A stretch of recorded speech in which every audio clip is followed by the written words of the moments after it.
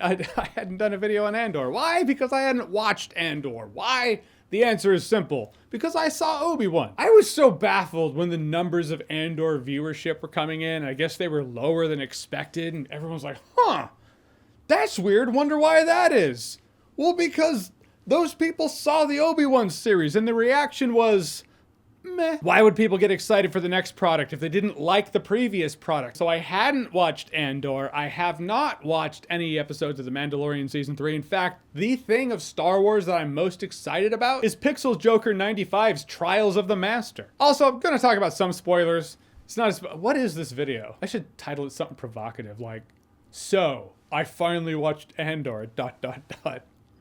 I might do that. A little provocative, I won't lie. It's a bit naughty. That's all it is to say, I finally watched Andor. It's actually really good, because what Andor does well, it does really well. First and foremost, it looks really expensive. I feel like the budget was very well used. The CGI looked impressive, the practical effects looked practical and not in that practically throw the puppet in the air kind of way. I can't judge too harshly, I haven't seen the show. I've seen that, I've seen scenes because things still cross my path on this big verse known as the internet.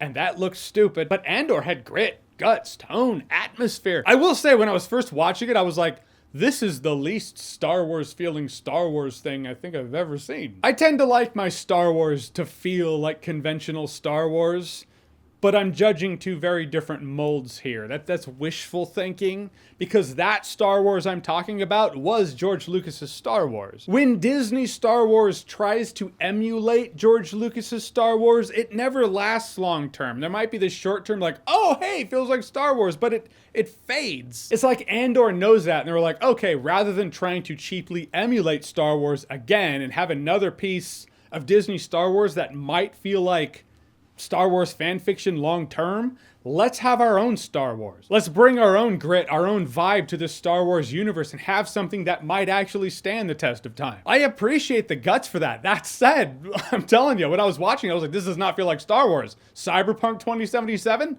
Maybe. They dropped the first couple, I think it was the first 3 episodes online all at once. I've seen a lot of shows do that. And I feel like it's because they're using a tactic. It's more the long game, in a sense where they won't necessarily grip the audience with the first episode, so they have to drop 3 episodes to have the hook. And for me, it was Stellan Skarsgård. When he came on screen, I was like, this is the hook. And the whole scene, I thought it was really exciting, led to Stellan Skarsgård. I was like, here we go. And that brings me to Stellan Skarsgård and Fine Mon Mothma working together. That dynamic with them, it was good stuff. There's something about Stellan Skarsgård's character. He's one of the more compelling characters in recent Star Wars that I can think of. He has a couple of great monologues. That one where he's talking about how he's, I'm going to paraphrase, my God, I'm going to butcher it. Essentially saying he's fighting for a sunrise that he'll never live to see or something like that.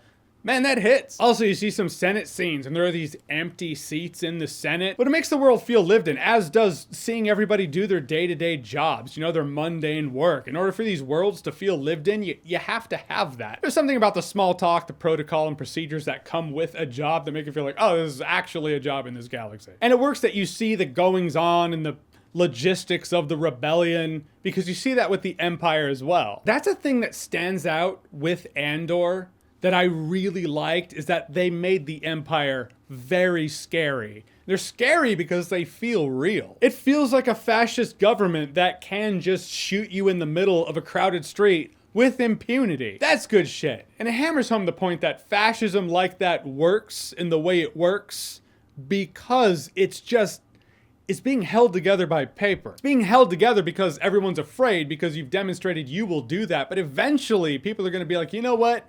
Death might be preferable, and you're a stone throw away from a civil war. So in this really dark Star Wars world of Andor, you do have that feeling of hope. It doesn't feel as kumbaya, light, and hopeful as I've seen other Star Wars be, but it feels like a realistic interpretation of hope. There was a point in this show where I was like, Andor's doing like 3 different things. You know, you have the introduction, you have the heist segment, you have the prison break segment. Felt like they didn't know what they wanted the Andor show to be, so they're like, screw it, we'll just do it all. But it does come together in a way that absolutely does work. For the prison break segment in particular, that prison kind of reminded me of the prison in Face Off. Did anyone else get that vibe? It's like it was a sister prison to the prison in Face Off. Anyhow, they're just working tirelessly on these things. You don't really know what these things are. You just know that they're things, and they have this fear system to keep people motivated to do it and do it well and pump out a lot of these things. Then there's a post-credit scene where you see one of those things they were making, and it's a rivet.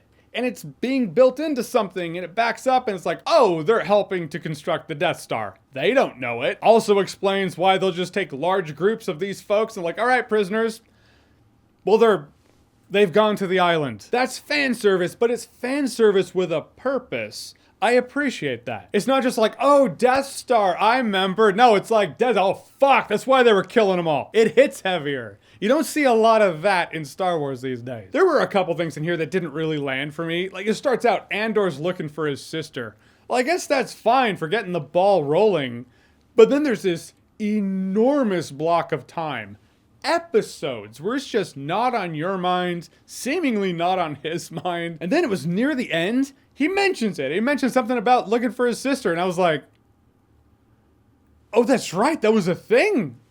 I'd forgotten. Almost like it didn't really matter for the show. Maybe they're saving it for season 2, but I didn't care. Also, the main antagonist for a while in here, I do appreciate that they're like, all right, this low-level Imperial flashlight cop, he's on a quest. He's gonna find this guy who killed a couple people in an alley. I was intrigued with him for a bit, and then at a point, the antagonist role kind of gets handed off to this other Imperial, who I found far more interesting, probably because she ended up in a room with more hardcore, interesting Imperial types. Then this low-level Imperial security guy, who reminded me of Gabe from The Office, became an Imperial security guy. It's just kind of weird after that. He's stalking this lady, showing up to her work uninvited, and in the end, he just ends up eating a bowl of crunch berries with his mom. Guess it has to start somewhere. Imagine the whole looking for Andor thing, like we know him as Andor. The Imperial didn't give two shits at the beginning.